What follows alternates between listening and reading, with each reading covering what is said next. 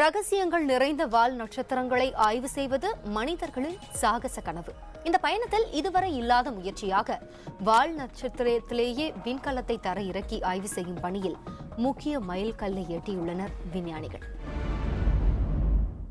P67 வால் நட்சத்திரத்தை ஆய்வு செய்வதற்காக 10 ஆண்டுகளுக்கு முன் ஐரோப்பிய விண்வெளி ஆய்வு மையத்தால் அனுப்பப்பட்ட ரொசேட்டா விண்கலம் கடந்த 2.5 ஆண்டுகளுக்கு பிறகு முதன்முறையாக பூமிக்கு தகவலை அனுப்பியது.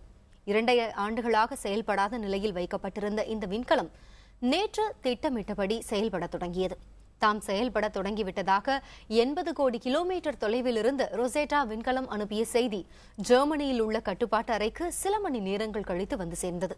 இதையடுத்து விஞ்ஞானிகள் ஒருவரை ஒருவர் கட்டி தழுவி தங்களது மகிழ்ச்சியை பகிர்ந்து கொண்டனர். விண்வெளியில் மிகப்பெரிய சாதனையாக கருதப்படும் இந்த நிகழ்வுக்கு உலகம் முழுவதும் இருந்து பாராட்டு தெரிவிக்கப்பட்டு வருகிறது. இந்த விண்கலம் வால் நட்சத்திரத்தை அடைவதற்கு இன்னும் சில மாதங்கள் பயணம் செய்ய வேண்டும். விண்வெளி வரலாற்றில் வால் நட்சத்திரத்தில் தரையிறங்கும் வகையில் வடிவமைக்கப்பட்ட முதல் விண்கலம் என்ற வகையில் ரொசேட்டா விண்கலம் மிகுந்த முக்கியத்துவம் பெறுகிறது.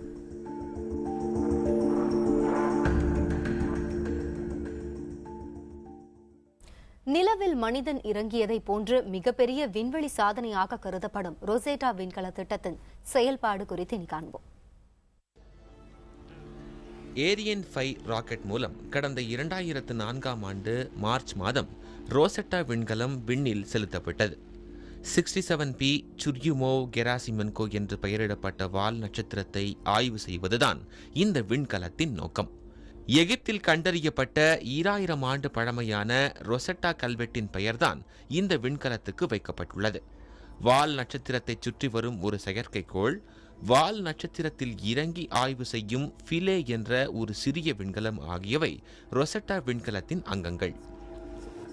சூரிய குடும்பத்தில் உள்ள கோள்களைப் போலல்லாமல் வால் நட்சத்திரங்கள் மிக வித்தியாசமான சுற்றுப்பாதையை கொண்டிருக்கும் என்பதால் அதற்கு தகுந்தபடி ரொசெட்டா விண்கலத்தின் பயணம் திட்டமிடப்பட்டது.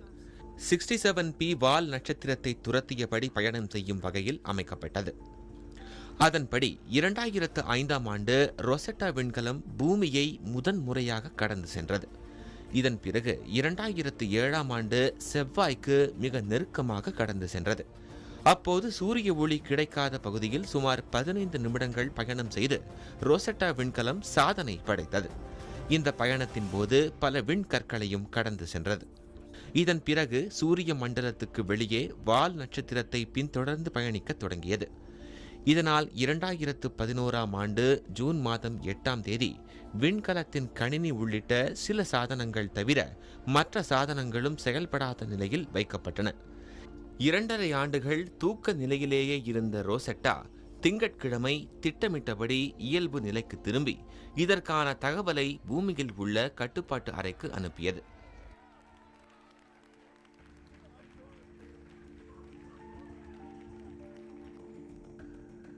இதுவரை திட்டமிட்டபடி செயல்பட்டு வந்துள்ள ரோசெட்டா வரும் மே மாதத்தில் 67P வால் நட்சத்திரத்தை நெருங்கி அதை ஒரு வட்டப்பாதையில் சுற்றத் தொடங்கும்.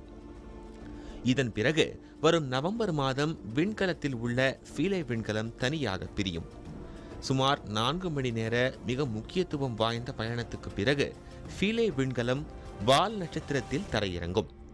வால் நட்சத்திரத்தை சுற்றியபடியும் அதன் தரைப்பகுதியில் இறங்கியும் அடுத்த ஆண்டு டிசம்பர் வரை ஆய்வுகள் நடக்கும்.